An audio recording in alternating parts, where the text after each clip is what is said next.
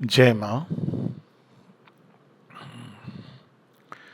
24 नवंबर 2025 इस दिवस के उपलक्ष्य में ये वार्तामाला, उसमें इस विषय पर थोड़ी बहुत चर्चा के लिए ये एक विशेष वर्ष है जहाँ तक 24 नवंबर की बात है। ये वर्ष श्री अरविंद श्री माँ की यदि दृष्टि से देखें तो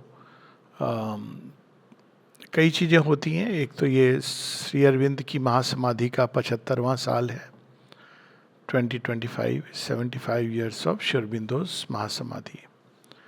ये वर्ष सावित्री के जन्म का भी 75वां साल है। सावित्री जिस रूप में फाइनल फॉर्म में हमको मिलती है, it is the 75th year since the first appearance of Savitri amidst people. इसका फर्स्ट पार्ट और सेकेंड पार्ट अर्ली 2026 में 1926 में। और it is the beginning of the year. साल का ये प्रारंभ है,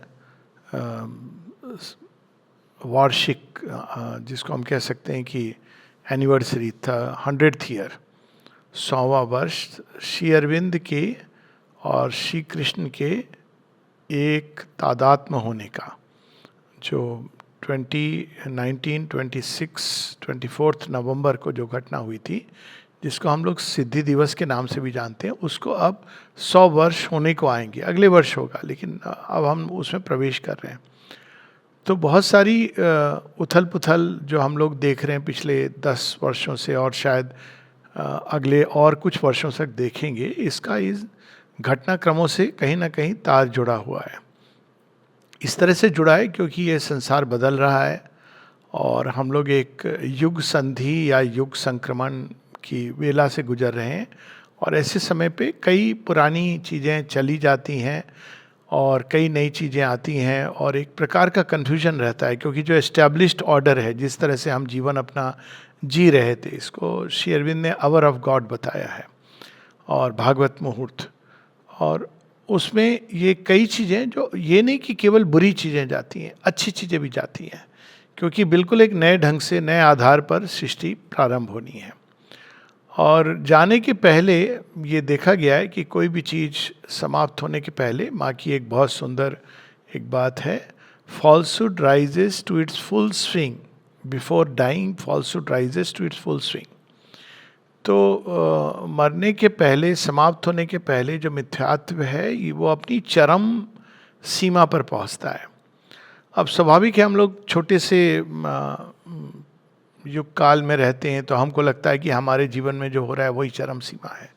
पर अगर हम 100 वर्ष पीछे जाके देखें, तो हम देखें कि चरम सीमा तो निश्चित रूप से 1914 से 1900 लगभग 47-48, ये चरम सीमा थी। 2 विश्व युद्ध होते हैं, बहुत सारे रिवॉल्यूशन होते हैं, अणु बम का विस्फोट होता है और नए समीकरण बनते हैं राष्ट्रों के। इसके पहले तो इम्पीरियलिज्म थी, इम्पीरियलिज्म एम्पायर पूरी तरह समाप्त हो जाता है। कई राष्ट्र, उसमें नए राष्ट्र जन्म लेते हैं, भारत का पुनर्जन्म होता है, विभाजन होता है, बहुत सारी घटनाएं। अब जो हम देख रहे हैं वो एक प्रकार से कहते हैं जिसको कि सांप जब मर जाता है तो उसकी मरने के पहले उसकी जो पूंछ है वो थोड़ी बहुत हिलती है। तो ये उस तरह की घटनाएं हम देख रहे हैं। लोगों को हतोत्साहित नहीं होना चाहिए, क्योंकि ये एक नया युग प्रारंभ हो चुका है। और नए युग की जब प्रारंभ होता है तो हमारे यहाँ इस बात का कि केवल मान्यता नहीं है, इसकी पुष्टि स्वयं श्री कृष्ण करते हैं। तो उस युग संधि के अवसर पर स्वयं भगवान मानव देह धारण करते हैं। तो मानव देह धारण करने का अर्थ ये कि अब हम देखें अगर, तो परशुराम जी आते हैं जब सतयुग के समय, जब सतयुग से त्रेता में जा रहे हैं। श्री राम आते हैं जब त्रेता से द्वापर की ओर जा रहे हैं। श्री कृष्ण आते हैं जब द्वापर से हम लोग कलयुग में जा रहे हैं। और यहाँ पर हम देखते हैं कि ये कोई अतिशोक्ति नहीं है, इसकी बात मैं करूँगा थोड़ा बहुत धीरे धीरे, कि यहाँ अब एक जब नया युग आ रहा है तो वहाँ इसके द्वार पे श्री अरविंद खड़े हैं। लेकिन वहाँ तक पहुँचने के पहले हम लोग इस प्रश्न को ले लें, क्योंकि कई लोगों का ऐसा मानना है जो शुद्ध वेदांतीन है कि वो तो ये कहेगा कि भाई भगवान तो अनंत हैं, उनका इस धरती से क्या लेना देना, और अगर लेना देना है भी तो वो मानव रूप धारण करें या पशु का भी रूप धारण करें जो हमारी अवतारों की श्रृंखला में, ये कैसे संभव है? ये तो संभव नहीं है। आफ्टर ऑल वो अनंत हैं, अनंत स्वयं को सीमित कैसे कर सकता है? तो इसका उत्तर तो बहुत सरल है, क्योंकि ये सृष्टि इसका प्रमाण है कि अनंत ने स्वयं को सीमित किया है, और वह शक्ति जिससे अनंत स्वयं को सीमित करता है उसी को माया कहते हैं। Actually it is very simple, unnecessary बहुत कुछ इसके बारे में कहा जाता है। माया क्या है? माया वह शक्ति जो अनंत को सीमित करती है। ओरिजिनली किसकी शक्ति है? स्वयं अनंत की ही शक्ति है। इस बात को श्री कृष्ण बहुत स्पष्ट रूप से कहते हैं अपनी योग माया। ओरिजिन में भगवान स्वयं को सीमित करते हैं, और इसको बड़े सरल ढंग से अगर हम समझें, पूरा वृक्ष सीमित होकर के एक बीज में समा जाता है। तो सृष्टि भी एक बीज रूप से प्रारंभ होती है, और उस सृष्टि के बीज में अगर हम इवन फिजिक्स के पॉइंट ऑफ व्यू से देखते हैं कि एनर्जी का जो विस्फोट होता है, तो उसके अंदर पूरी ऊर्जा समाई हुई है एक छोटे से बिंदु पे, या शायद उसको बिंदु कहना भी उचित नहीं होगा, और उसका विस्फोट होता है और धीरे धीरे धीरे वो विस्तार में जाती जा रही है। तो निश्चित रूप से, और एक और भी इसका एक लॉजिकल बात हो सकती है कि ऐसी क्या चीज़ है जो भगवान नहीं कर सकते हैं। अगर हम ये कहें कि वो भगवान नहीं समा सकते हैं एक मानव देह में, तो फिर ये तो इस तरह की चीज़ है, भगवान सब कर सकते हैं सिवाय इसके।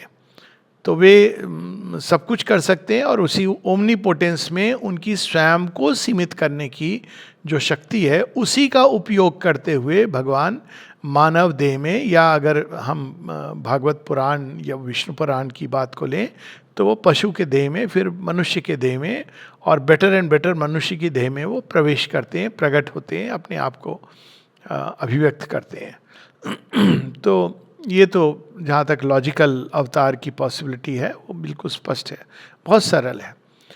लेकिन चूंकि हम लोगों ने माया की बात की है, तो ये उचित होगा जानना कि फिर वो माया कौन सी है जो भ्रमित करती है। ये भी सच है कि माया भ्रमित करती है। अब यहाँ पर बड़ी सरल सी बात है कि अगर हम माया के इस पार खड़े हैं तो हमको भ्रमित करती है, अगर हम उस पार खड़े हैं तो हमको भ्रमित नहीं करती है। और बड़ी सिंपल इसको हम ऐसे समझें कि जब हम इस पार खड़े हैं तो हम माया ने जो सीमाएं तय की हैं, हम उस सीमा से बंध गए हैं। तो चूंकि हम सीमाओं से बंध गए हैं, तो हम उन सीमाओं को ही सत्य समझते हैं, उन्हीं को अपनी पहचान बना लेते हैं। जैसे एक मनुष्य देह को समझने लगता है कि ये मैं हूँ, अपने आइडियाज आइडियोलॉजीज को समझने लगता है कि ये मैं हूँ, तो जब वो माया के इस पार खड़ा है तो वो सीमित हो गया है, और वो सीमित हो गया है, वो खो चुका है, भूल चुका है अपनी पहचान को। वो भी असीम से आया है, सारी सृष्टि असीम से आई है, अनंत से आई है, प्रत्येक सा अंत में अनंत छिपा हुआ है। तो चूंकि वो इस पार खड़ा है, इसलिए वो अज्ञान में है, और वो माया उसको भ्रमित करती है। भ्रमित किस सेंस में करती है? इस सेंस में कि वो समझता है यही मेरी पहचान है। किंतु माया के जो उस पार है, वो माया उसको मुक्त करती है, क्योंकि वो माया जिसको विद्या, अविद्यामयी और विद्यामयी माया कहा गया, वो माया उसको ये इस बात का ज्ञान देती है कि वो सीमित नहीं है, वो शांत नहीं है, वो मृत्यु जन्म के परे है। किंतु इन दोनों को जब मिला करके, पूरी सृष्टि इन दोनों के मिलन से बनी है। यानी हम किसी भी चीज को देख लें तो अपने बाहरी रूप में सीमित है, उसके अंदर अगर हम जाएंगे तो विस्तार पे विस्तार पे विस्तार और एकत्व की ओर ले जाएगी, जहां हमको लगेगा कि इसका तो कोई ना प्रारंभ है ना अंत है। अश्वत्थ वृक्ष की बात श्री कृष्ण करते हैं, और अश्वत्थ वृक्ष के बारे में ये बहुत सुंदर एनालॉजी है, स्वयं श्री कृष्ण देते हैं कि इसकी जड़ें तो भगवान के अंदर हैं, लेकिन अगर आप इसके तने और शाखाओं को एनालाइज करोगे तो आपको नहीं समझ आएगा। तो वहाँ पर वो कहते हैं बिविल्डर्ड, क्योंकि वो लोग केवल उतना ही समझ पाते हैं, इसकी जड़ों को नहीं समझ पाते हैं। तो अब अगर उस पार से जब हम देखते हैं, यानी अगर हमारी दृष्टि भगवान की दृष्टि हो जाए, तो ये संसार बिल्कुल अलग दिखता है। क्या ये छलना या इल्यूजन दिखता है? बिल्कुल नहीं। ये बात ईशुपनिषद भी कहती है, श्री कृष्ण भी कहते हैं, और श्री अरविंद भी कहते हैं। ये एक मूल बिंदु है जहाँ पर हम लोगों को इस बात को बिल्कुल स्पष्टता से समझना है कि संसार भगवान को जैसा दिखता है, ऐसा नहीं कि भगवान की दृष्टि या ब्रह्म की दृष्टि में संसार समाप्त हो जाता है, या एक केवल एक छल जैसा दिखता है कि अरे हमको छला जा रहा था, हमको तो ये मरीचिका दिख रही थी, पानी दिख रहा था जहाँ जल नहीं है। हाँ, मरीचिका को अगर आप लेंगे तो ऐसा है, क्योंकि पानी दिखता है लेकिन वहाँ कुछ नहीं होता, वहाँ केवल एक समझिए प्रकाश का या सूर्य के ताप का और धरती में जो रेत है उसका खेल है। लेकिन जब ये कहा जाता है संसार की दृष्टि बदल जाती है, तो ये उस सेंस में दिखाई देता है कि हमको पर्वत, नदी, नाले, वृक्ष, पशु ये होते तो हैं, उनका रूप तो वही रहता है, ये नहीं कि वो एकदम समाप्त हो जाते हैं, कोई और चीज़ आ जाती है। लेकिन इसी को जो हम सीमित रूप में देखते हैं, वहाँ हम भगवान की अभिव्यक्ति देखने लगते हैं कि इन सब के अंदर एक थॉट ऑफ गॉड है। इसी बात को गीता में बहुत विस्तार में शर, अक्षर, पुरुषोत्तम, अभी उसकी बात हम लोग नहीं करेंगे, लेकिन अब देखें कि शर में वह सब कुछ जो बदल रहा है, वो सब कुछ जो जन्म लेता है, मृत्यु होता है, उसके अंदर भी हमको भगवान की एक अभिव्यक्ति दिखाई देने लगती है। उस सेंस में अगर हम देखते हैं तो पूरा संसार भगवान का अवतार है। इसको हम एक व्यापक सेंस में, अभी रियल उसका एक और गहरा अर्थ है, उसमें आएंगे। फॉर एग्जाम्पल अगर हम देखें कि एक पुष्प है, बड़ा सुंदर है, तो अब वो हम देखते हैं कि अरे पुष्प तो बड़ा सुंदर है, लेकिन हम एक क्षण को देखें कि ये सौंदर्य कहाँ से आया, तो ये भगवान का सौंदर्य है जो पुष्प के अंदर झलकता है। तो भगवान की दृष्टि में क्या दिखाई देगा? उन्हीं का सौंदर्य है, उन्हीं का प्रताप है, उन्हीं का तेज है जो हर चीज के अंदर है। तो ये दृष्टि हमारी बदल गई। अब जो जड़ तत्व है और जो नाम रूप है, ये किस लिए बने? उस प्रताप को, उस तेज को, उस सौंदर्य को, उस प्रेम को, उस आनंद को अभिव्यक्त करने के लिए बने। तो पूरी relationship changes between matter and spirit. So matter, देह, जड़ प्रकृति, वास्तव में ये भगवान की अभिव्यक्ति के लिए है। अब जब हम इस दृष्टि को देखते हुए जब अवतारों की श्रृंखला देखते हैं तो बिल्कुल बातें बिल्कुल स्पष्ट हो जाती हैं। ये आर्बिट्ररी खेल नहीं है कि भगवान मत्स्य अवतार से लेकर आगे की ओर बढ़ते हैं, बल्कि हम बिल्कुल स्पष्ट देखते हैं कि पहले जड़ तत्व केवल मत्स्य अवतार के रूप में केवल एक क्रीचर ऑफ दी वाटर्स और उसके रूप में प्रकट होता है और प्रकट होते हैं, और वो धीरे धीरे उनकी चेतना का विस्तार होता है, ये भी हम देखते हैं। तो एक समय आता है जब वो जल उनको अपने आप में ले नहीं सकता है, तो उसके बाद वो जल राशि और विशाल होती जाती है। यानी भगवान क्या कर रहे हैं? वो चेतना का विस्तार करते जा रहे हैं, और उनकी चेतना का विस्तार हो रहा है, और जैसे जैसे उनकी चेतना का विस्तार हो रहा है, प्रलय आती जा रही है। अब ये बड़ी इंटरेस्टिंग है।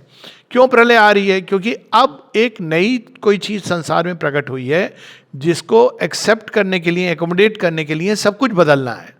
तो ये जो जलमग्न होती है सृष्टि, वास्तव में क्या है? ये वही अवर ऑफ गॉड है कि जब भगवान आते हैं तो चीज़ें इतनी बदल जाती हैं कि अगर आप कालांतर में 100 वर्ष पीछे जाके देखोगे तो लगेगा कि ये तो बिल्कुल अलग समय था और ये समय ही पूरा बदल गया है, काल की गति बदल गई है। अब मत्स्य अवतार में भी क्या है? क्या सब कुछ समाप्त होता है? बिल्कुल नहीं।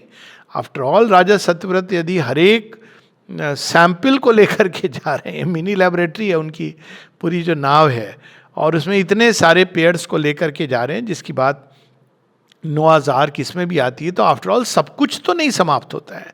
यानी एक मूल रूप से बीज रूप में चीज़ें रहती हैं, लेकिन अब वो एक नया जीवन प्रारंभ करती हैं। हाँ, बहुत कुछ है जो जलमग्न होता है, क्योंकि उनके आने से पूरी प्रकृति उद्वेलित होती है, आंदोलित होती है, उत्तेजित भी होती है, क्योंकि एक नई चीज़ सृष्टि के अंदर आ रही है। अब जब हम वैसे देखते हैं तो ये बात समझ आती है कि जब श्री राम आते हैं तो कैसे उस समय की सभ्यता, उस समय का जो ऑर्डर था, वो बिल्कुल उसमें रेखाएं खींची थी। राक्षस वर्त है, असुर साम्राज्य है, और इधर एक प्रकार की एक मानवोचित आर्य सभ्यता पनपने की चेष्टा कर रही है। और धीरे धीरे एक समय आता है जब दोनों में टकराव होता है, और इस टकराव के फलस्वरूप अंत में ये हम लोग जो लेते हैं कि केवल बुरे का विनाश हो जाता है। बुरे का विनाश ही नहीं होता है, क्योंकि अगर हम रामायण को भी ध्यान से देखें और महाभारत को भी ध्यान से देखें तो ऐसा केवल नहीं है कि बुराई का या बुरे व्यक्तियों का विनाश हो गया, साथ में उस नई चीज के बीज प्रारंभ हो जाते हैं उन जगहों पर जहां पर वो नहीं थे। कैसे? किष्किंधा में वानर है।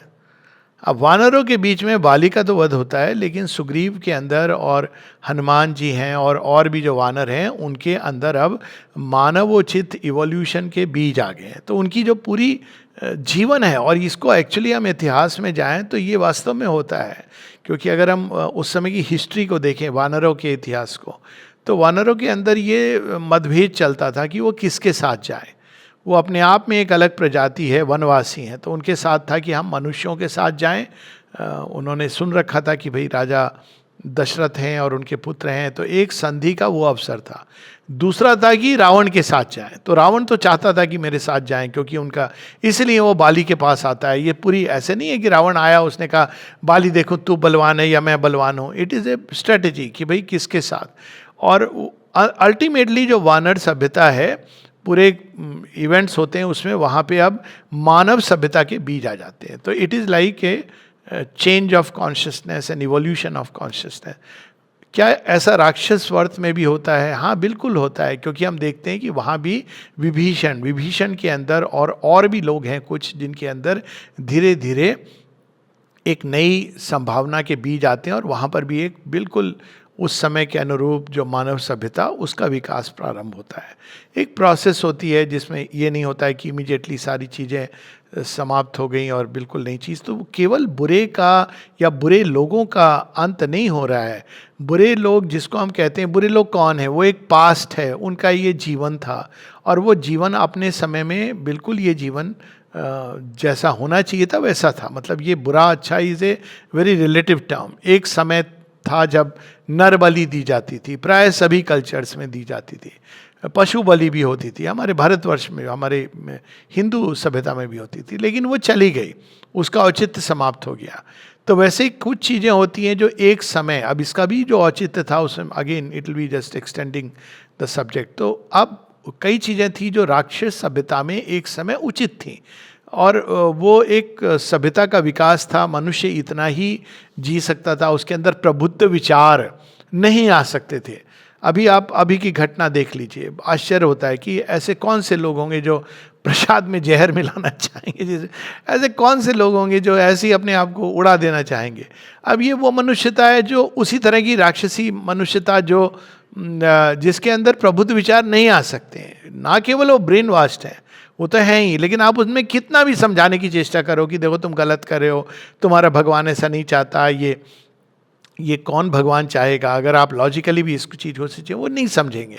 तो धीरे धीरे, लेकिन उसके ही अंदर इस घटना से और साथ में जो नई चीज़ जीवन में प्रकट हो रही है उसके प्रभाव से धीरे धीरे एक मनुष्यता होगी जो प्रारंभ में इस प्रकार की थी, लेकिन उनके अंदर बदलाव शुरू हो जाएगा। ये भी हम लोग देख रहे हैं आजकल, एक मुस्लिम वर्ल्ड में ये चीज़ आ गई है।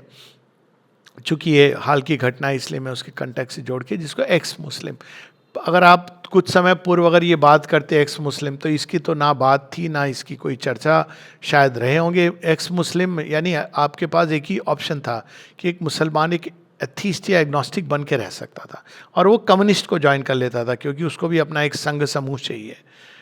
लेकिन वो हमेशा एक दुविधा में रहता था। अब ये एक दो लोगों से संभावना शुरू हुई। अब कई लोग हैं जो कहते हैं ओपनली कि हम एक्स मुस्लिम हैं, यानी हम, कई लोग हैं जिन्होंने सनातन धर्म को भी स्वीकार किया हुआ। अभी हाल की बात है, जो बाबा बागेश्वर, उनके उसमें कुछ लोगों ने कहा, किसी ने कहा कि मेरा नाम ये है, आपको कोई आपत्ति है क्या? वैसे मैं सनातनी हूँ। तो उन्होंने कहा नहीं, हमें आपके नाम से कोई आपत्ति नहीं है। तो अब ये जो चीज़ है ये प्रारंभ हो गई है, क्योंकि ये दोनों चीज़ें एक और जब वो देख रहे हैं संसार में बुद्धि का विकास हो रहा है, चेतना का विकास हो रहा है, आप चाहें या ना चाहें, ये एक फॉरवर्ड मूवमेंट है। तो लोग आज की तारीख में वैसा नहीं सोच सकते हैं जैसा 150 वर्ष पहले सोचते थे। 150 वर्ष पहले, 100 वर्ष पूर्व जब आप ऐसी बातें करते तो लोग इसको मानते थे कि हाँ ठीक है, हमारे रिलीजन में हमको रहना है, हमारे रिलीजन को बचाना है, जिसको हम कहेंगे कि हर्ड मेंटालिटी। लेकिन अब ये हर्ड मेंटालिटी ख़त्म हो रही है और लोग इस चीज़ को समझ रहे हैं। संसार का एक व्यापक दृश्य भी सामने आ रहा है, एक्सपोजर हो रहा है, बहुत सारी चीज़ें हैं जो पिछले 100 वर्षों में हुई हैं। यानी कि एक नई चेतना, एक नई सृष्टि, एक नई सोच, एक नई समझ, एक नई बुद्धि, इंटेलिजेंस, वो अब प्रारंभ हो गई है। तो उसके अनुसार हम देखते हैं कि जीवन बदल रहा है। इसमें अवतार का क्या लेना देना है? तो अवतार का यही है कि अवतार उस नई चेतना को धारण करते हैं अपने अंदर। और जब पहले तो ये बात हो गई कि वो आ जाते हैं सीमाओं के अंदर, लेकिन सीमाओं में आके भी वो सदैव, श्री अरविंद उसको बताते हैं कि he is always the divine. यानी उनके अंदर क्या है कि वो अब सचेत हैं, यानी इट्स ए कॉन्शियस बर्थ।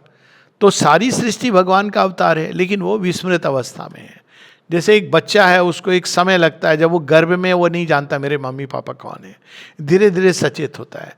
तो वैसे ही हम सब उस सेंस में हमारे अंदर कोई चैत्य सत्ता है जो एक सेंस में भगवान का एक अंश ही है, तो अवतार है। अवतार अगर लिटरल मीनिंग ले तो अब यानी नीचे, और त्र यानी टू कम डाउन या टू पार करना, तो उस सेंस में हम सभी पार करके आए यहाँ पर, लेकिन हम विस्मृत हैं। लेकिन अवतार कॉन्शियस होते हैं। तो माता जी के बारे में जैसे किसी ने श्री अरविंद से पूछा था कि माँ प्रे कर रही हैं, तो हमारा ये मानना है कि माँ जन्म से अवतार नहीं थी, लेकिन बाद में वो कॉन्शियस हो गई। तो श्री अरविंद कहते हैं नहीं, ऐसा नहीं, ये मानना गलत है लोगों का। The mother was above always conscious of the divine even as a child. 2 साल की जब बच्ची हैं तो भी वो कॉन्शियस है, और ये माँ स्वयं अपने जीवन में बताती हैं। अब लोग कहेंगे श्री अरविंद ने अपने बारे में नहीं कहा। अब श्री अरविंद बहुत ही जेंटलमैन है, ये हर चीज़ को कहने की ज़रूरत नहीं होती है। कुछ लोग पूछ रहे थे कुछ समय पूर्व की, जो 1947 जो डायरेक्ट एक्शन डे हुआ, नोआ खाली हुआ, उसमें क्या श्री अरविंद श्री माँ ने कुछ कहा? नहीं, हर चीज़ को कहते नहीं हैं, करते हैं। क्योंकि जो अगर आप डायरेक्ट एक्शन डे में एक्शन देखें, तो मुझे तो वो नाम लगता है डायरेक्ट एक्शन डे वास्तव में भगवान का इंटरवेंशन है। एक आदमी जो बेसिकली कसाई है, उसके अंदर कहाँ से ये सब बुद्धि आई कि वो 48 घंटे के अंदर पूरा पुशबैक कर दे और लोग सारे जुड़ते चले गए। तो कई चीज़ें हैं जो अवतार करते हैं, वो बताते नहीं हैं, लेकिन वो कर्म उन्हीं का होता है। तो जब माँ और श्री अरविंद के केस में, श्री कृष्ण के केस में, श्री राम के केस में, और इस बात को जो पोइट्स हैं या ऋषि हैं वो ये जानते हैं। क्राइस्ट के केस में अगर आप देखें, बुद्ध के केस, इस कहानियाँ इस तरह से आती हैं। कहानियाँ इस तरह से आती हैं कि भाई जन्म से उनके पाँव में पद्म था, या वर्जिन बर्थ था। ये सब कहानियाँ संकेत हैं कि वो वास्तव में वह जिनको हम कहते हैं निष्पाप हैं, शुद्ध हैं, स्वयं सुप्रीम है, वो मानव देह धारण कर रहे हैं। तो जब वो मानव देह धारण करते हैं तो वो उस समय से ही जानते हैं। श्री अरविंद की एक कविता है, कई लोग ये कहते हैं कि श्री अरविंद नहीं जानते थे इस बात को। एक कविता है उनकी, a strong son of lightning came down into the earth. अब जब आप कविता करते हैं तो वो पूरी की पूरी काव्य लगता है कि श्री अरविंद अपने ही जन्म के बारे में लिख रहे हैं। हाँ, अब उसी प्रकार से लाइट, जिसमें आप देखें 10 साल की उम्र में वो अपने अवतारहुड की बात कह रहे हैं, तो बिल्कुल स्पष्ट रूप से जन्म से वो इस चीज़ को जानते हैं। लेकिन जैसे एक बच्चे का मस्तिष्क और शरीर नहीं डेवलप्ड होता है, तो उसको आर्टिकुलेट नहीं कर पाते हैं।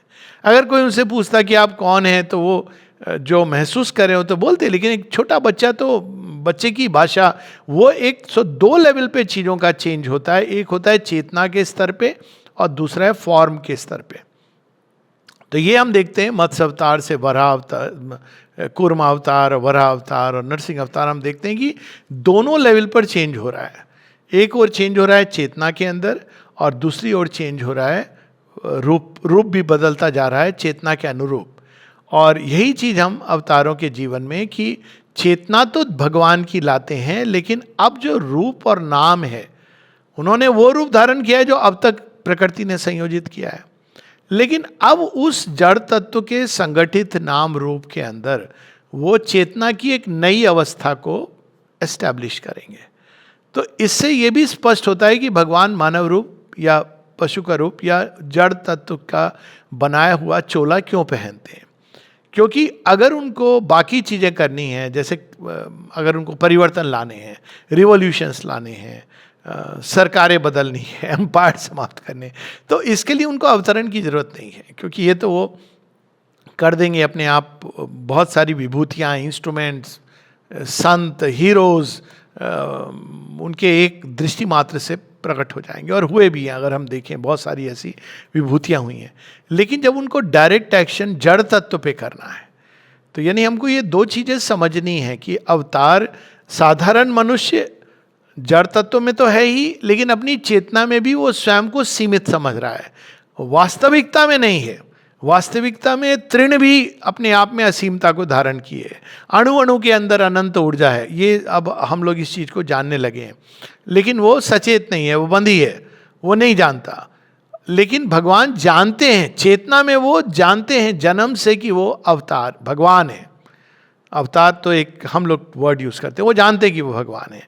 लेकिन धीरे, चूंकि जड़ तत्व जो है वो नहीं जानता, वो तो अभी यूज टू नहीं है, वो तो ऐसे मोल्ड्स को लेता है जो अब तक बनाए हुए हैं। अब आप एक उदाहरण ले लें कि अगर बोल पाते लोहा बोल पाता, तो पहले लोहे के बर्तन आते थे, तो लोहे के बर्तन आते थे, उनको जो उस समय टेक्नोलॉजी थी उसके हिसाब से उनको बनाया जाता था। अब किसी वैज्ञानिक के अंदर ये आया कि नहीं, हम स्टील बना सकते हैं। अब स्टील की अपनी संभावनाएं हैं, नई चीज़ें उससे प्रकट होती हैं, रस्ट नहीं लगता है। सबसे बड़ी बात तो ये है, उसकी ड्यूरेबिलिटी है। तो जब पहली बार अगर लोहा बोल पाता, तो लोहे को जब उठा करके कारीगर ने लिया होता, तो लोहा कहता अच्छा शायद मैं बनने वाला हूँ कुछ। लेकिन जब वो देखता है कि उसको साधारण भट्टी में नहीं, उसको तो बड़े हाई टेम्परेचर में डाल दिया गया है, तो कहता है ये क्या हो रहा है, मेरा तो अस्तित्व समाप्त हो रहा है। अगर आप लोहे की दृष्टि से देखें तो लोहा आमतौर पर जब उससे चीज़ें बनाई जाती हैं तो बस उतनी हीट दी जाती है कि वो थोड़ा नरम हो जाए। जिन्होंने देखा होगा लोहार के यहाँ कैसे लोहार बनाते हैं, चीज़ों को चपटा करते हैं, ये करते हैं, तो वो टेम्परेचर बेसिक प्रोसेस सेम है, लेकिन वो टेम्परेचर इतना होता है कि वो एक मैलिएबल हो जाता है और उसके बाद उसको ठोक पीट के आप उसका स्ट्रक्चर बनाते हैं। लेकिन स्टील बनाने के लिए लगभग ऐसा हो जाता है कि उसका अपना अस्तित्व समाप्त होने वाला है। तो it's a very different process all together. तो अगर वो लोहा देखे कि मेरे साथ क्या हो रहा है, तो वो यही कहेगा कि अरे मैं किसी गलत आदमी के हाथ में पड़ गया। तो उसी प्रकार से मनुष्य का जो जड़ तत्व है, वो अब तक जैसे उसने इवोल्यूशन हुआ है, वो उस चीज़ को पहचानता है। ये उसके अंदर एक ऑटोमेटिक रिकॉग्निशन है। इसको सिंपल सी बात और एक उदाहरण ले लें जड़ तत्व की इवोल्यूशन की। हम लोग पढ़ते हैं, माता जी ने इसको कहा है कि और अब ये बातें आ रही हैं कि you can cure your self by spiritual means. तो लोग ये कहते हैं कि ठीक है, कई कुछ लोग हैं जो सीधा अब हम दवाई नहीं खाएंगे, अब हम ये नहीं करेंगे। नहीं, ऐसे नहीं है, क्योंकि उसमें एक क्लॉज है। क्लॉज क्या है कि अब जड़ तत्व को ओपन करना है, रिसेप्टिव होना है, स्वीकार करना है स्पिरिचुअल फोर्स को। आप पोटेंशियली कर सकते हैं। जैसे कोई घर में आया, यही जो बात हो रही थी ना कि आपने मुल्ला को बोला कि भैया ये कोई भगवान नहीं चाहता होगा, तुम्हारा भगवान भी नहीं। अब वो नहीं मानने को तैयार है, क्योंकि उसकी बुद्धि उस सत्य को स्वीकार नहीं कर सकती कि सत्य मेरी समझ से भी बड़ा है। उसके ओरिजिन में ये चीज होगी, लेकिन अभी वो नहीं स्वीकार कर सकता, उसकी सोच अब वहां अटक गई है।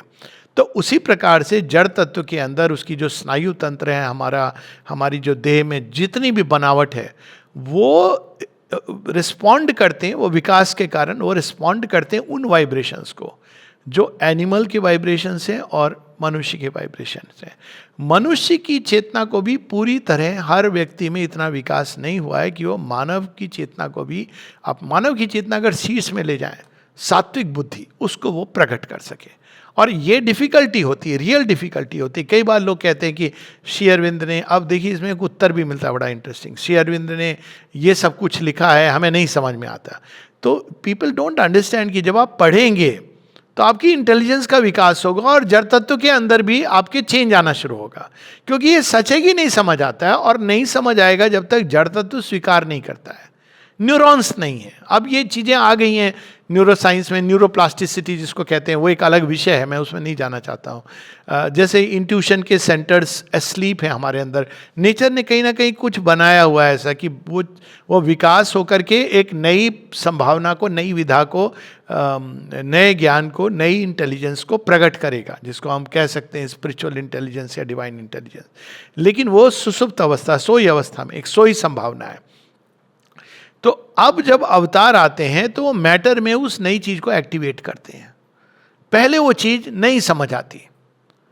श्री कृष्ण जो बातें करते हैं वो ग्वाल वाल को नहीं समझ आती है प्रारंभ में। वो कहते हैं क्या बातें कर रहे हैं कि गोवर्धन की पूजा करो, हम तो इंद्र की पूजा करेंगे। ये क्या बातें कर रहे हैं कि कंस के राज्य को ओवरथ्रो कर दो, हम तो भाई उसको टैक्स देंगे, वो हमको संरक्षण देता है। उनकी जो सोच है उस समय वही सोच है। तो अवतार का ये काम होता है कि वो ना केवल जिसको हम अभी बुरा कहते हैं उसको बदलते एक नई चीज, एक नया युग धर्म प्रकट करते हैं, किंतु साथ ही जो कहा गया ना परित्राणाय साधु नाम, वे लोग जो तैयार हैं उस नई चीज को स्वीकार करने के लिए उनके अंदर ये परिवर्तन भी लाते हैं। तो ये दोनों एक्शन एक साथ होते हैं। एक और वे चीजें जो तैयार है नई चीजों के लिए, उनके अंदर एक इवोल्यूशनरी प्रेशर बढ़ता है। अब जैसे जैसे लोग उधर जाएंगे तो क्या होगा, उधर की शक्ति बढ़ती चली जा रही है। आप टग ऑफ वार में समझ लीजिए कि अब धीरे धीरे, और यहाँ जो ये फोर्सेस थी जो ये इसको पकड़े थी, इस सोच को, विचारधारा को, अब उनकी पकड़ धीरे धीरे ढीली होती जाती है। ये प्रोसेस चलती है कुछ समय तक, 100 वर्ष, 200 वर्ष, 300 वर्ष, लेकिन उसके बाद क्या होता है, दो फांक में ह्यूमैनिटी चली जाती है। एक पूरा कोलैप्स हो जाता है और एक अपलिफ्ट हो जाती है। श्री कृष्ण लीला में देख लीजिए कि अब श्री कृष्ण लीला के बाद श्री कृष्ण को बेस करके कितनी नई चीजें इवन स्पिरिचुअल लाइफ की प्रकट हुई हैं। पूरा भक्ति मूवमेंट प्रकट हुआ है श्री कृष्ण के बाद। उसके पहले उपनिषदों में पूजा है और ध्यान है, ध्यान है, पूजा है, तपस्या है। वेदों में भी ध्यान है, पूजा है, तपस्या है। लेकिन श्री कृष्ण के बाद एक नई चीज प्रकट होती है, ना केवल भक्ति, उसमें पुरुषोत्तम, थर्ड पुरुष, उसकी बात होती है। अवतार का सिद्धांत जिसको लोग स्वीकार करने लगे। सारी पुराण जो हैं वो गीता के बाद के हैं। तो उन सब पुराणों में हम देखते हैं, खासकर जो मेन पुराण हैं उनके अंदर अवतारवाद का सिद्धांत आ जाता है और उसके अनुसार लोगों की आध्यात्मिक चेतना में परिवर्तन आता है। भक्ति रस है ही नहीं कहीं पर। अगर आप उपनिषद और वेदों की एज को देखें तो भक्ति रस यू डोंट फाइंड। तो ये नई संभावना को धीरे धीरे धीरे मनुष्य स्वीकार करता है। अगर आप देखें श्री कृष्ण के एडवेंट में और पुराणों के समय में, पुराना रिलेटिवली रिसेंट, बहुत जो सबसे पुराना शायद मत्स्य पुराण है जो डिस्क्राइब करता है ये पूरे ट्रांजिशन को। पर श्री कृष्ण को अगर हम महाभारत वार के समय जब गीता दी गई 4,500 वर्ष या 5,000 कुछ लोग कहते हैं, तो Purana are relatively much later. Some of them are, many of them are post Bible, post Christ. तो आप देखिए कि अब कैसे उसमें अवतारवाद की चीज आती है। इवन क्राइस्ट के जन्म में आप देखेंगे तो उसमें अवतारवाद आ गया ऑलरेडी। बुद्ध के जन्म के समय उसमें अवतारवाद की छाप पड़ गई है, लेकिन वो एक्सप्लिसिट नहीं है, धीरे धीरे वो एक्सप्लिसिट होती जा रही है। तो बात केवल ये नहीं कि अवतारवाद की, इवन जीवन का जो तौर तरीका है वो बदलता है। कई चीज़ें जो उस समय के जीवन में थी बदलती हैं। वो एक अलग एक ऐतिहासिक स्टडी जो हम कर सकते हैं कि वेदों का जीवन कैसा था, क्योंकि श्री कृष्ण ने सब कुछ इंटरनलाइज कर दिया। उन्होंने यज्ञ को इंटरनलाइज कर दिया। उन्होंने कर्मयोग का जो रास्ता दिखाया जिसके कारण हीरो वॉरियर्स ये सारे के सारे, you could be a yogi as well as doing any activity in life, ये भाव आ गया। कई सारे ऐसी योग की पद्धतियों में ये भाग आया जहाँ पे सेवा का भाव आया। आप कर्म करते हुए भगवान को प्राप्त कर सकते हैं। ये नहीं कि पुराना छूटा, लेकिन वो धीरे धीरे धीरे धीरे कमज़ोर होता चला गया। तो ये प्रोसेस होती है। अब ये क्यों होता है? क्योंकि वो एक तो चेतना के ऊपर छाप छोड़ते हैं। कैसे छोड़ते हैं? क्योंकि मानव चेतना तो उछल के भगवान की चेतना को पकड़ना भी चाहे तो कितना कठिन होता है। तो अवतार वो घड़ी है जब भगवान की चेतना नीचे उतर के मानव चेतना को थाम लेती है। और चूंकि वो मानव चेतना को थाम लेती है, उसके बाद अवतार जब जाते भी हैं धरती से, तो वो जो छाप पड़ गई है वो छाप नहीं छूटती है, क्योंकि उन्होंने मानव देह धारण किया है। ये एक फिलॉसफी नहीं है जो देने आते हैं, या एक सेक्ट नहीं होता है कि जाने के बाद आपको कोई चाहिए जो उस चीज को धारण करे। यहाँ स्वयं भगवान मानव देह धारण करते हैं। और चूंकि वो जड़ तत्व के ऊपर और चेतना के ऊपर छाप छोड़ देते हैं अपनी, तो उसके बाद मनुष्य आएंगे, शरीर धारण करेंगे, ऑटोमेटिकली उनके अंदर इस चीज का कहीं ना कहीं प्रभाव प्रारंभ हो जाएगा। तो अवतारों में ये नहीं होता है जैसे आजकल कई लोग बोलते हैं कि श्री अरविंद के बाद ये लोग श्री अरविंद की उसको आगे ले जा रहे हैं, क्या बोलते हैं उसको, हेरिटेज को, लीगेसी को। नहीं, ऐसा कुछ नहीं है और आवश्यकता नहीं है, और कोई ले भी नहीं जा सकता कि भाई ये गुरु हैं, श्री अरविंद की लीनियज से गुरु हैं। हाल में मैं पढ़ा था, मैंने कहा ये कौन मनुष्य है? श्री अरविंद गुरु नहीं है, अवतार है, अंतर है।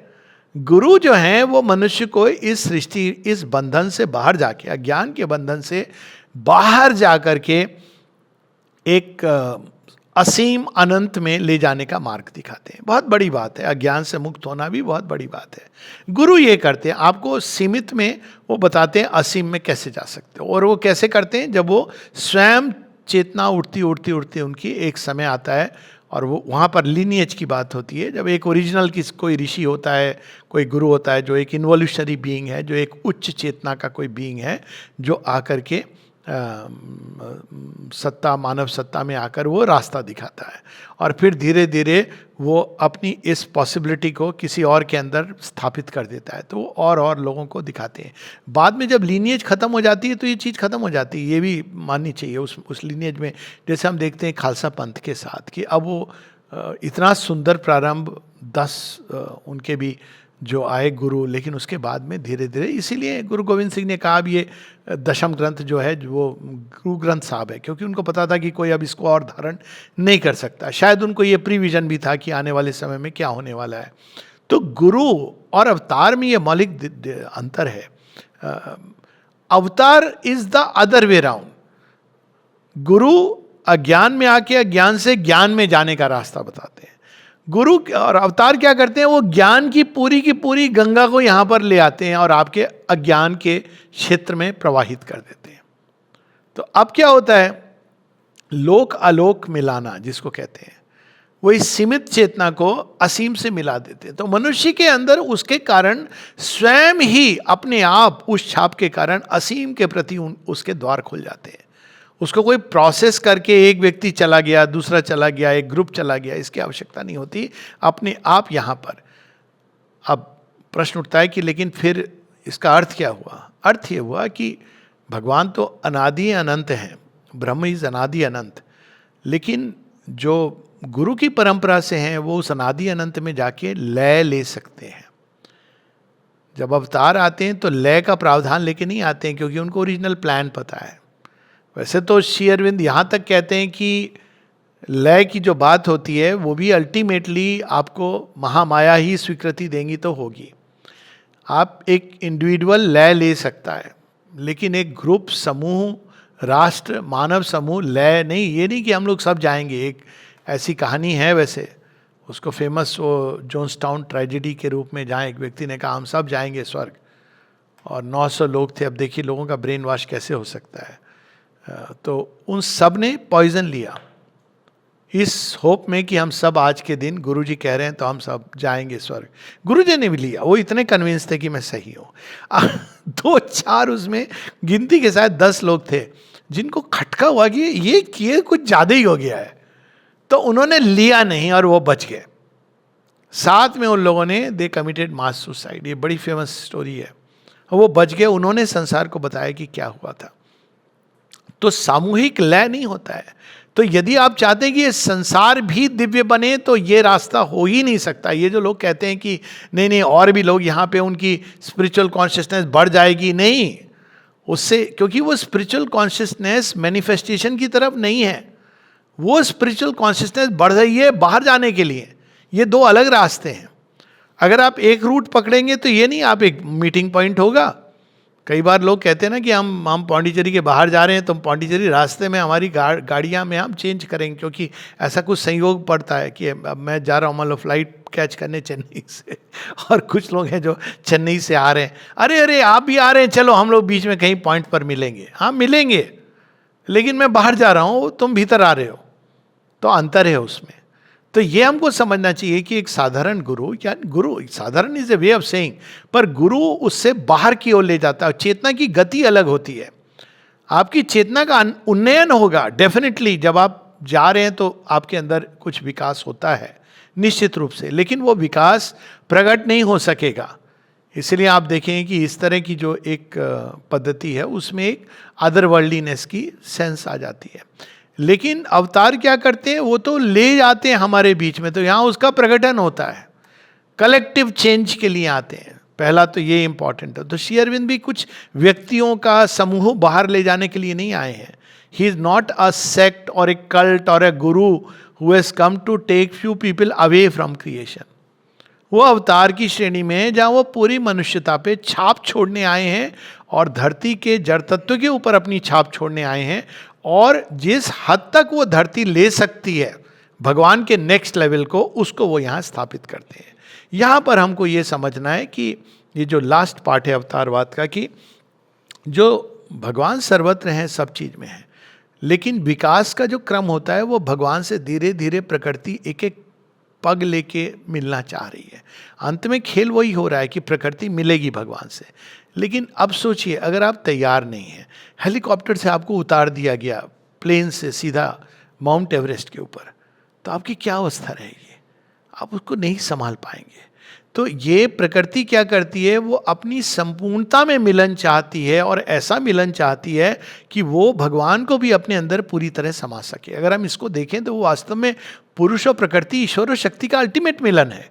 और इस चीज़ को कहानी में, शिव पुराण में ये चीज़ आती है। हालांकि शिव पुराण में वो सूक्ष्म स्तर पे है। शिव और पार्वती का जब मिलन होता है, जब कार्तिकेय का जन्म होता है, तो शिवजी गुफा में ले जाके उनको कहानी सुनाते हैं। सब कुछ माता पार्वती के पास्ट लाइफ की, पूरा पास्ट सब कुछ सुना रहे हैं। लेकिन माता पार्वती इसको नहीं पूरी तरह सुन पाती हैं, वो सो जाती हैं। लेकिन कपोत सुन लेता है, वो एक अलग स्टोरी है, वो अलग। लेकिन उसी प्रकार से स्टेप बाय स्टेप वो क्यों सुना रहे हैं? वो सीधा कह देते आप जगत जननी हो, आप तो मेरी शक्ति हो। नहीं, क्योंकि वो पूर्णता के मिलन की बात ही कुछ और होती है कि दो व्यक्ति मिले जहां एक बेहोश हो गया। कहानी है ना, महाभारत में इलस्ट्रेटिव स्टोरी है। जब व्यास ऋषि से, कौन थी वो, अंबिका, अंबा तो चली गई थी, उसने अग्नि, अंबिका मिलती है तो वो तो हाँ अंबी, तो वो जब मिलती है व्यास ऋषि से तो दोनों का मिलन होता है। लेकिन इसकी तो देख के मतलब अंधी हो जाती है, कहती इनको तो मैं देख ही नहीं सकती हूँ, इतना उनका भयानक चेहरा है। यानी भयानक, यानी वो तेज को नहीं सहन कर पाती हैं। और दूसरी जो होती हैं वो तो भय से पीली पड़ जाती हैं। तो अल्टीमेटली जो प्रोजनी होती है, तो ये अधूरा मिलन है। अल्टीमेटली जो प्रकृति, भगवान की जो शक्ति है वो सृष्टि में गई है, वो पूर्ण मिलन चाहती है। और भगवान भी यही चाहते हैं कि ये पूरी तरह विकसित हो, और तब जो मिलन होगा। इवन नॉर्मल लाइफ में अब बाल विवाह ठीक है, उसके प्लस माइनस जो भी हैं अब नहीं होता है। It's pluses are more, let's put it like that, sorry minus are more बाल विवाह के। प्लस केवल ये होता था कि आप एक दूसरे से घुल मिल जाते थे, परिचित हो जाते थे, that was the plus point. और कुछ चीज़ें होती थी, समाज की विकृतियाँ, जो बाल विवाह के बाद एक संरक्षण। लेकिन जो भी हो, माइनस वेयर मेनी मोर। अब एक बाल विवाह है, एक विवाह है जहाँ आपको लड़की तैयार नहीं है और आपकी शादी हो गई, और एक है जहाँ वो पूरी तरह तैयार है, विकसित है, कॉन्शियस है, और जो लड़का है वो भी पूरी तरह तैयार है, विकसित है, कॉन्शियस है। अब देखिए इसमें अंतर है कि नहीं है? विच union will give much greater Joy. और देखिए संसार में ये चीज अब प्रारंभ हो गई है। संकेत है ये इसका कि अब धीरे धीरे ये आ रहा है कि इन फुल अवेयरनेस, जैसे जैसे दे ग्रो कॉन्शियस, अब धीरे धीरे यहां तक आ गया है कि अब पति पत्नी केवल एक बच्चे के लिए नहीं विवाह चाहते हैं, वो एक कंपेनियनशिप, उसके आगे एक कॉमन एस्पिरेशन, तो ये चीज़ आ रही है। तो जो भगवान और जो प्रकृति, पुरुष और प्रकृति का मिलन है, ये ऐसा नहीं है कि वो बस चली गई, ये सारी घटना को हम कहानी के रूप में। अब वो इसलिए क्योंकि भगवान तो सदैव पूर्ण है, लेकिन उनकी शक्ति भी जब मैनिफेस्टेशन में पूर्णता को लेके आती है और भगवान से मिलती है, तो उसका आनंद कुछ और होता है। तो ये अल्टीमेट आनंद, जिसमें सारे तत्व जो भगवान के अंदर सुप्त अवस्था में है, जिनको प्रकृति धारण कर रही है, उनको बच्चा बना के, जैसे वो इतनी सारी संतान और उनके साथ मिलन हो रहा है, वो एक अद्भुत घटना है, इसके लिए बनी है। तो ये स्टेप बाय स्टेप ही होगा, ये स्टेजेस के साथ होगा, क्योंकि एक साथ वो भगवान के परम ताप को नहीं सह सकती है। तो प्रत्येक अवतार क्या करते हैं, एक वेल लगा के आते हैं, और प्रकृति में आती उनकी छाप पड़ती है, लेकिन वेल के पीछे कुछ छिपा रहता है। इसीलिए श्री राम क्या करते हैं कि ल्यूमाइन माइंड का वेल, और है भगवान है, परंतु पूरे नारायण स्वरूप को नहीं लाते हैं। ये रामायण में बिल्कुल स्पष्ट रूप से स्वयं श्री राम कहते हैं कि भाई मैं भगवान नहीं हूँ, तुम लोग मानते हो भगवान हो। श्री कृष्ण डिक्लेयर कर देते कि मैं भगवान हूँ, लेकिन केवल एक समय डिक्लेयर करते हैं, भगवद गीता के समय। जैसे उन्होंने कुछ रोक रखा है। श्री अरविंद माता जी के केस में अब ये क्या हुआ है कि वो पूरी तरह वो जो दिव्यत्व है वो प्रकट हो गया है। क्यों? क्योंकि ये अब तैयार हो गई है प्रकृति पूरी तरह भगवान को अभिव्यक्त करने के लिए। यानी it is the divine unveiled, जिसकी सुप्रामेंटल की बात होती है। तो दो तरीके हैं भगवान की ओर जाने के। एक जो गुरु हैं ट्रेडिशनल, वो जो आपको इवोल्यूशन के मार्ग से नहीं ले जाते हैं, वो इवोल्यूशन से जहाँ पर भी आप खड़े, माइंड के लेवल पर खड़े, वहाँ से आप छलांग लगा लेते हैं। माँ इसको बताती हैं कि consciousness is like a ladder, जिसमें प्रत्येक अवतार एक एक सीढ़ी जोड़ता है। क्यों सीढ़ी जोड़ता है? जब आप चढ़ते हैं पूरी तरह विकसित होकर जो भगवान से मिलते हैं, और जो सच्चिदानंद है वो सीढ़ी के चारों तरफ है। अब वहाँ आप कहीं से भी छलांग लगा सकते हो। हठ योगी केवल देह को यूज़ करता है, जो राजयोगी है वो मन को यूज़ करता है, जो त्रिमार्ग पे चलता है वो अपने अंदर स्पिरिचुअल कॉन्शियसनेस को यूज़ करता है, लेकिन यूज़ करता है वो सीधा छलांग लगाने के लिए, मैनिफेस्टेशन के लिए नहीं। अवतार आते हैं एक एक सीढ़ी जिससे वो प्रकटन हो। हम लोग बहुत भाग्यशाली हैं कि हम अब युग संधि के ऐसे अवसर पर खड़े हैं कि अब ये फुल मैनिफेस्टेशन, परफेक्ट मैनिफेस्टेशन होने वाला है। यानी अब तक अगर श्री कृष्ण के समय कोई संशय में रहता तो श्री कृष्ण क्या कहते? नहीं, पूर्णता तो अभी मैं नहीं प्रकट करूंगा, धारण की है मैंने अपने अंदर, लेकिन मैं उस पूर्णता को प्रकट अभी नहीं करूंगा, मनुष्य अभी तैयार नहीं है। तो अब सोचिए, मनुष्य के अंदर ये बातें होती कि ठीक है, एक और पूर्णता प्रकट करने के लिए कौन जाने 5000 वर्ष कितने दूर चलना पड़ता, ये तो अभी नहीं प्रकट होगी। और दूसरा ऑप्शन था कि क्विट। आप ट्रेडिशनल उस समय भी गुरु थे जो श्री कृष्ण को नहीं पहचानते थे, श्री राम के समय भी ऐसे लोग थे, ऋषि मुनि थे जो आपको ले जाते थे, तो आप जा सकते हो बाहर। लेकिन इस बार क्या है? इस बार श्री अरविंद परफेक्शन को मैनिफेस्ट ही करने आए, डिवाइन परफेक्शन को। वह जिसको श्री कृष्ण ने धारण किया था अपने अंदर, उस पूर्णता को अब वो सृष्टि में प्रकट करने आए। तो एक बहुत बड़ा ये अवसर है जिसमें मनुष्य के पास अब बहुत स्पष्ट रूप से ये पहला ऑप्शन तो हमेशा था, दूसरा ऑप्शन अवतार के आने से खुलता है कि अब एक नई संभावना, और नई संभावना श्री अरविंद यहाँ पे प्रकट करने आए। अब उनको अवतार मानना ना मानना ये एक व्यक्तिगत विषय, इस पर मेरी टॉक्स भी हैं जहाँ लॉजिकली जो क्राइटेरिया हैं, परित्राणाय साधुनाम विनाशाय च दुष्कृताम धर्म संस्थापना है, इस पर बहुत डिटेल में मैंने इसकी चर्चा की है कि अगर सब और वहाँ पे उपलब्ध हैं कि हम कैसे इवन लॉजिकली ये चीज़ स्पष्ट होती है कि श्री अरविंद एक अवतार है। वो एक न्यू प्रोसेस, क्योंकि आजकल बहुत सारे लोग ये भी अवतार हैं वो भी अवतार हैं। अभी जनरल सेंस में कहने को कोई भी हायर बीइंग है वो अवतार है, उस दृष्टि से तो अर्जुन भी अवतार हैं, इंद्र के अवतार हैं, तो वो कर्ण भी सूर्य नारायण के अवतार हैं। तो वो एक जनरल सेंस है। दूसरा, कोई गुरु अगर आपको एक और तरीका बता रहा है, चाहे वो कुंडलिनी योग बता रहा है या ध्यान की पद्धति जिससे आप अल्टीमेटली स्पिरिचुअल कॉन्शियसनेस एलिवेटेड होगी, दैट इज नॉट अवतार। बाय डेफिनेशन इट्स नॉट अवतार। आपकी आध्यात्मिक चेतना बढ़ेगी, लेकिन अल्टीमेटली आप उसी तरफ जा रहे हो, आप मोक्ष की तरफ जा रहे हो, एसेंट ऑफ कॉन्शियसनेस हो रहा है, और आप वो स्टैंडर्ड प्रोसेस। लेकिन अवतार के साथ में ये प्रोसेस खत्म हो गई है। अवतार वो लेकर के आए, अब आपको क्या करना है? खुलना है और रिसीव करना है। अगर आप प्रोसेस ढूंढ रहे हैं तो आप अभी भी ओल्ड योग से कनेक्टेड है। और इस बात को हम देखते हैं, श्री अरविंद बार बार कहते हैं, open to the mother, open to the mother, be receptive to her. आप जितना ये जड़ तत्व तो खुलेगा, और open not only in the mind, mind से तो खुलना एक फिर भी होता है आसान, हार्ट भी खुल जाता है, लेकिन प्राण जो है वो नहीं खुलता, वो अपने पुराने ढर्रे पे चलता है। वो कहता है नहीं नहीं नहीं, नहीं मैं तो जानता हूँ मैं, लेकिन थोड़ा मुझे टाइम दे दो। और शरीर खुलता नहीं है, लेकिन खुलेगा क्योंकि अब उनकी छाप पड़ी है। तो even body will begin to turn. माँ की वो बात है ना, even the body shall remember God. और वो ऑटोमेटिकली, ये 58 में माता जी बताती कैसे वो नई चेतना अब जड़ तत्व के साथ, जड़ तत्व ने उसको एक्सेप्ट कर लिया है। तो अब धीरे धीरे ह्यूमन बॉडीज में चेंज आएंगे, ये भी इसके प्रमाण आ रहे हैं। सिंपल सी बात है, हम मेरे अपने मामा के, मैं तो कई बार बोल चुका हूँ, बहुत अच्छे लोग थे, लेकिन मामा सबके अच्छे होते हैं, पता नहीं कंस कहाँ से आ गया था, लेकिन generally mamas are good guys, तो सभी अच्छे होते हैं। एनीवेज, तो हमारे मामा 50 पूरियाँ खाना, आधा किलो रबड़ी खाना, 25 gulab jamun was a way of life, and they all lived a normal life. मतलब 70 तो क्रॉस किया, एक ने तो 90 क्रॉस किया। लेकिन आज का कोई भी बच्चा, कितना भी फूडी हो, आप बोलिए कितने खाएगा? तो परिवर्तन, ये शरीर में परिवर्तन कंक्रीट, फूड एक ऐसा बेसिस है जो फूड की तो सबसे, फूड और सेक्स की जड़ पे पकड़ होती है।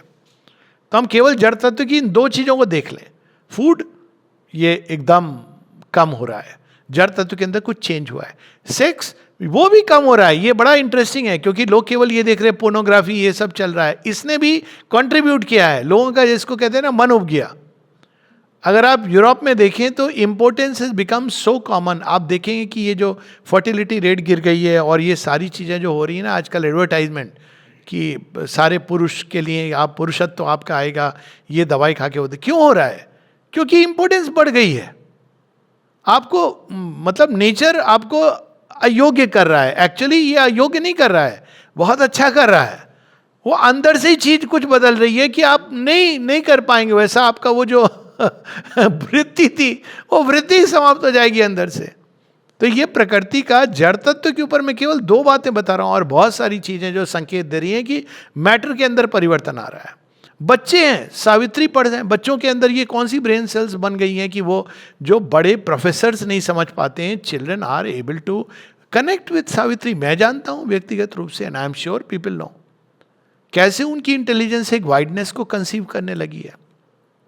तो ये बात चूंकि हम लोग आज के परिप्रेक्ष्य में लोग कहते हैं ना ये इनका क्या होगा, इनका कुछ नहीं होगा, ये विनाश की ओर जाएंगे, ये जो मुल्ला मौलवी जो इस तरह की चीजें कर रहे हैं, क्योंकि वो चेतना जैसे जैसे बढ़ेगी और प्रबल होगी और प्रचंड होगी, this is going to collapse. वो बस एक बार दो फांक होना है, अभी वो रेजिस्ट करेगा क्योंकि वो जो उसमें भी कुछ लोग होंगे ना जो इधर खींचेंगे।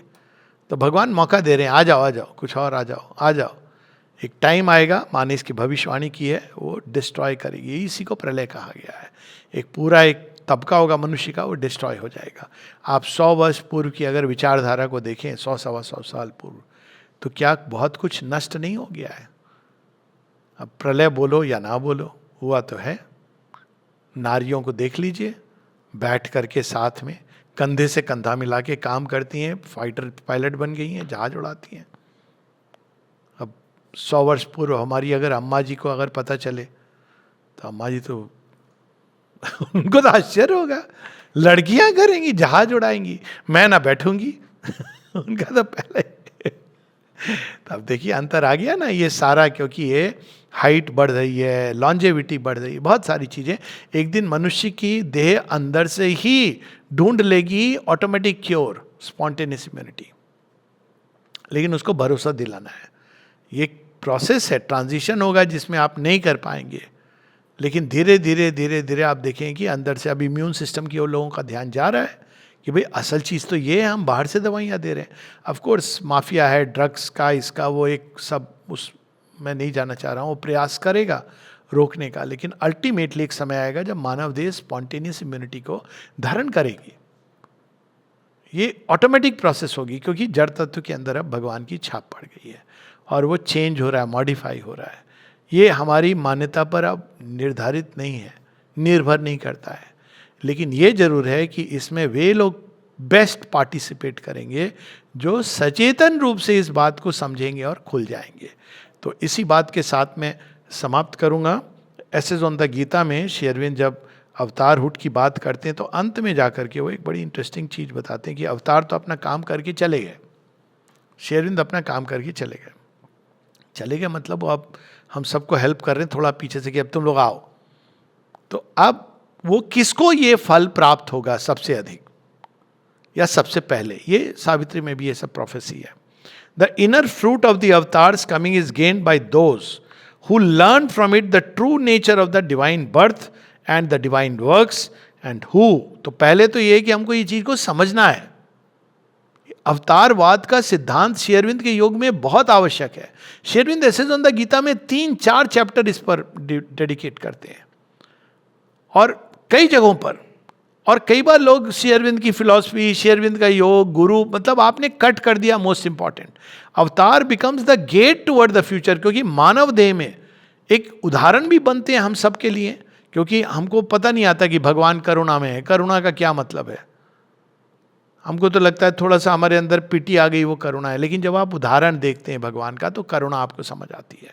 आप जब उदाहरण देते हैं कि भगवान कैसे इस सृष्टि में कार्य करते हैं, तो भगवान की लीला समझ आती है और धीरे धीरे आप उस एग्जाम्पल की ओर बढ़ना प्रारंभ करते हैं, क्योंकि आपको स्वयं ही लगता है। कई बार लोग बात होती है, मुझसे भी पूछते हैं, मैं कहता हूँ देखो ऐसा है ना कि हमारे जो मास्टर्स हैं अवतार श्री अरविंद माता जी, उन्होंने इतना हाई स्टैंडर्ड रख दिया है ना हर चीज़ का, कि आपको कुछ उसके नीचे करने में खुद ही बुरा लगता है कि हम कैसे उनके शिष्य अनुयायी हैं। उन्होंने माँ दिन रात काम करना, 2 घंटे वो भी विश्राम भी नहीं कह सकते कार्य करती थी, तो हम लोग कैसे छुट्टी ले सकते हैं? मतलब ये मन में खुद ही लगता है कि उन्होंने कैसे काम किया है। तो यहाँ पर true nature of the divine birth and the divine works and who, तो पहली चीज है उसको समझना। इसलिए अवतार की लीला का वर्णन, अवतार के नाम का स्मरण, ये अपने आप में कल्याणकारी होता है। इस चीज को हमारे पूर्वज भी समझते थे और हमको भी समझना चाहिए। श्री अरविंद की लीला, ऋषभ चंद की जो पुस्तक है Shri Aurobindo his life unique, अद्भुत है। आप पढ़िए, देखिए कितनी इंस्पिरेशन मिलती है, एग्जाम्पल मिलता है उसमें। अच्छा, ऐसा होना चाहिए मनुष्य को। हम तो सोचते थे बस हम आंख मूंद के ध्यान कर लेंगे भगवान मिल जाएंगे, लेकिन भगवान बता रहे हैं कि वो क्या करते हैं। आप देखिए उसमें जो श्री अरविंद का जीवन है ना, जेल जाने के पहले, वो कहीं ऐसा नहीं मेंशन है कि श्री अरविंद बैठ जाते थे 5 घंटे ध्यान करते थे, या हिमालय जाके उन्होंने किसी गुरु को खोजा। आप उनके जीवन को देखिए, वो लगता है कि ये तो समता का, ईश्वर प्राणिधान का जीता जागता उदाहरण है।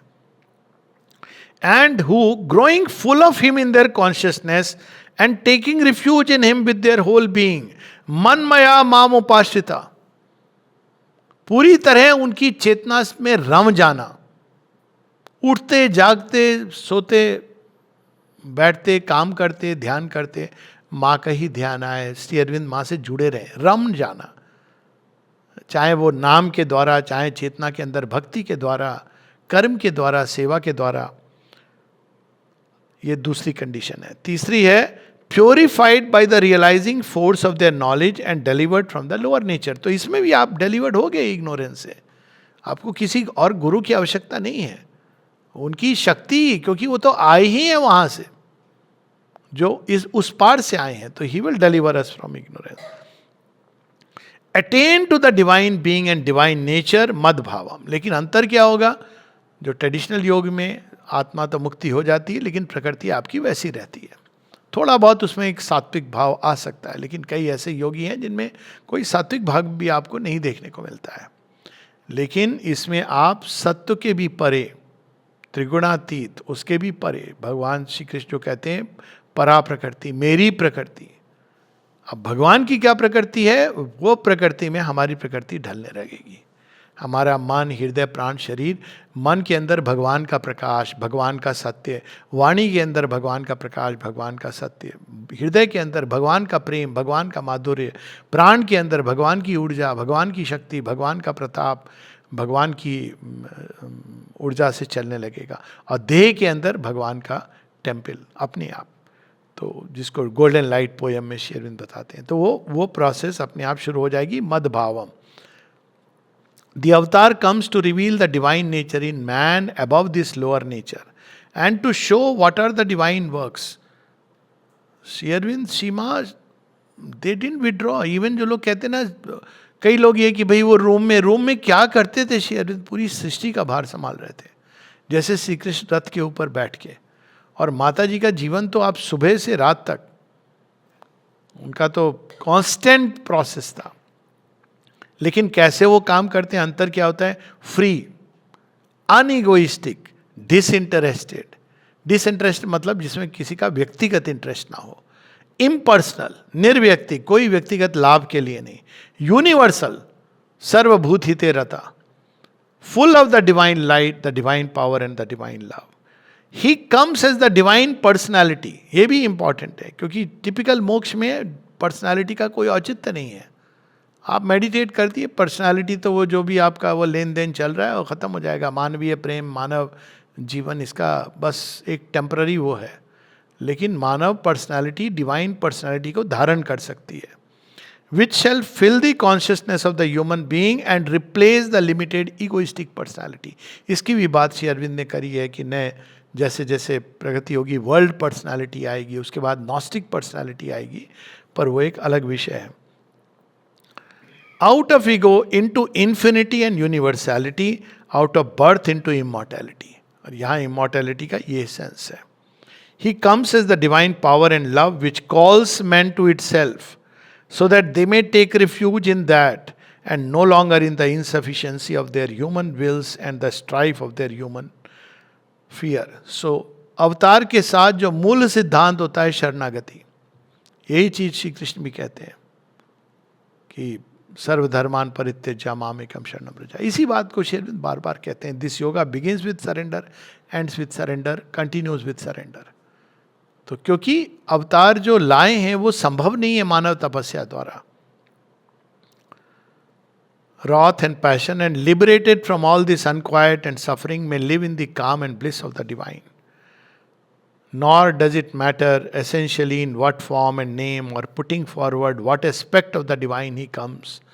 For in all ways, varying with their nature, men are following the path set to them by the divine, which will in the end lead them to him, and the aspect of him which suits their nature is that which they can best follow when he comes to lead them. तो अवतार एक standardised technique देने नहीं आते हैं, क्योंकि वो infinite है.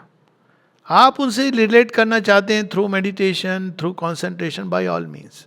आप उनको में शिवत्व को देख रहे हैं, बाय ऑल मीन्स.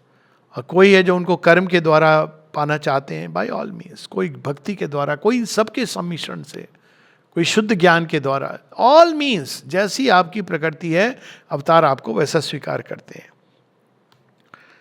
और लास्ट में, in what ever way man accept love and take joy in God, in that way God accepts loves and take joy in man. कोई एक फिक्स तरीका नहीं है श्री अरविंद से जुड़ने का. आपकी जैसी अंदर की प्रकृति और प्रवृत्ति, भगवान आपको वहां से शुरू करेंगे. ये और बात है, बाद में सारा ले लेंगे, छोड़ेंगे नहीं कुछ. अच्छी बात है. लेकिन शुरू तक करो, डजंट मैटर. आपको कुछ नहीं आता है, कोई बात नहीं. माता जी तो इतना समझ आ गया कि माँ है, कुछ है. कुछ लोग हैं जिनको मालूम नहीं क्या है, बोलते कि हम नहीं खुले, हमको नहीं समझ, लेकिन वो टिके हुए हैं. टिके रहो. कोई चीज आपको पकड़े हुए, दैट्स एनफ. क्योंकि बात का काम भगवान का है. आपने उंगली पकड़ा दी, ये चीज दुर्योधन समझ गया था, सुई की नोक भी नहीं देनी है. एक कन्हैया ना पूरा सब कन्वर्ट कर देगा, उसको पता नहीं था. करेगा तो कन्हैया वैसे भी सबको convert.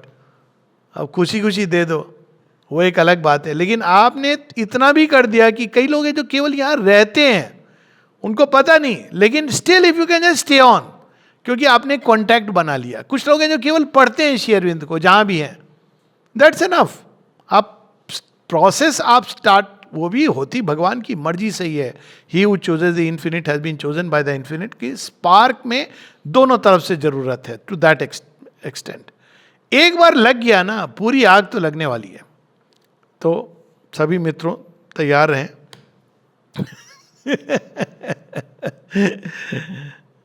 In that way God accepts, loves and takes joy in man. ये यथा माम प्रपद्यन्ते तांस थैव भजामे हम. As man approach to me in whatsoever faith, so I receive them. तो श्री अरविंद माता जी के साथ एक कोई एक तरीका नहीं है. जैसे श्री कृष्ण के साथ एक कोई तरीका नहीं है, अनेकों तरीके से लोग रिलेट करते हैं. उसी तरह श्री अरविंद माँ के साथ कोई एक तरीका नहीं है उनसे कनेक्ट होने का. अनेकों अनेकों तरह से आप कनेक्ट कर सकते हैं. लेकिन आप जैसे भी कनेक्ट होंगे, आज नहीं तो कल धीरे धीरे आप चेतना का रूपांतरण प्रारंभ होगा.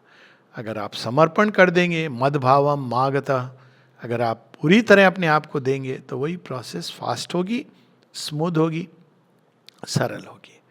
और अगर एक भाग देगा, दूसरा रेजिस्ट करेगा, तो प्रोसेस लंबी होगी.